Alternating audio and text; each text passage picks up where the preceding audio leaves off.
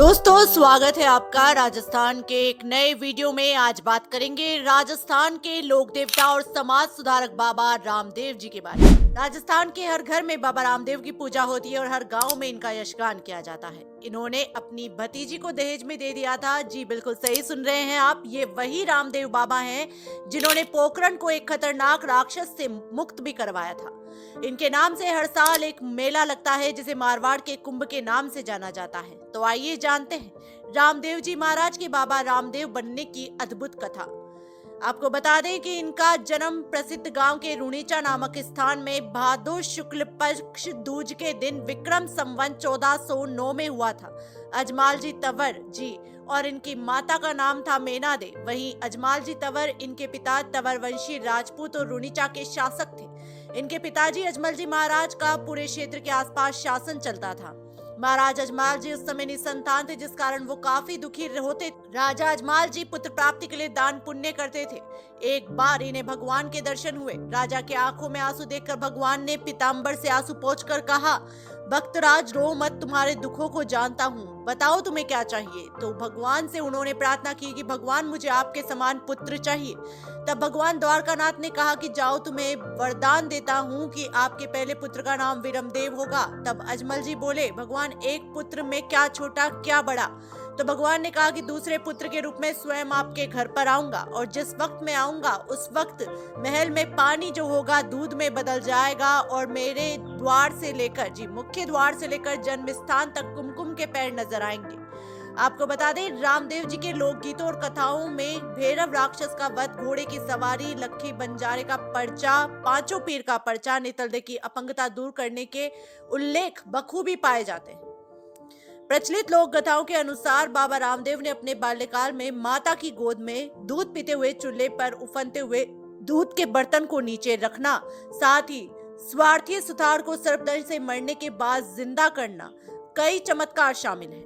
आपको बता दें कि बाबा रामदेव जी किशोर अवस्था में जब प्रवेश कर रहे थे, उनके दैविक पुरुष होने के चर्चे दूर दूर तक फैल रहे थे। एक दिन बाबा रामदेव जी अपने साथियों के साथ गेंद खेल रहे थे। उन्होंने गेंद को इतना दूर फेंका कि अन्य साथियों ने असमर्थता जताते हुए कहा कि ये गेंद आपको ही लानी पड़ेगी। उनका भी प्रमुख उद्देश्य था भैरव राक्षस के अत्याचारों से लोगों को मुक्त करवाना। तो रामदेव जी भी चुपचाप चले गए। बाबा रामदेव जी के बालक रूप को सुनसान पहाड़ी पर देखकर धूना लगाए बैठे बालीनाथ ने कहा, बालक तू कहाँ से आया है? जहाँ से आया है वापस चला जा, नहीं तो रात को भैरव राक्षस आएगा और तुझे खा जाएगा। इस पर जब वो नहीं माने तो बालीनाथ जी ने उन्हें अपनी कुटिया में विश्राम करने को कहा। ऐसे ही जब भैरवनाथ वहां पर पहुंचा तो उनकी नजर उस गूदड़ी पर सोए बाबा रामदेव पर पड़ी। वो गूदड़ी को खींचने लगा, मगर बाबा के चमत्कार से गूदड़ी द्रौपदी के चीर की तरह बढ़ने लगी। बालीनाथ जी महाराज को भी समझ में आ गया कि ये कोई सामान्य बालक नहीं, जरूर कोई दिव्य बालक है। गूदड़ी को खींचते खींचते भैरव राक्षस हाफ कर भागने लगा। बाबा रामदेव जी ने उठकर बालीनाथ जी महाराज से आज्ञा लेकर भैरव राक्षस का वध कर उसको लोगों को उसके आतंक से मुक्त करवाया। बाबा रामदेव जी के चमत्कारों की चर्चा दूर दूर तक सूर्य के प्रकाश की भांति फैलने लगी। उस समय पर भारत पर मुगल साम्राज्य के अधिकारों के चलते कट्टरपंथ भी अपनी चरम सीमा पर था। किंवदंतियों के अनुसार मक्का से 5 पीर रामदेव जी की शक्तियों का परीक्षण करने आए। रामदेव जी ने उनका स्वागत किया और भोजन करने का आग्रह किया। तब पीरों ने मना कर दिया और कहा कि वो अपने निजी बर्तनों में भोजन करते हैं, जो वो बर्तन है इस समय मक्का में है। तभी रामदेव जी मुस्कुराए और कहा कि देखिए आपके बर्तन आ रहे हैं। जब पीरों ने देखा तो वही बर्तन मक्का से उड़ते हुए आ रहे थे।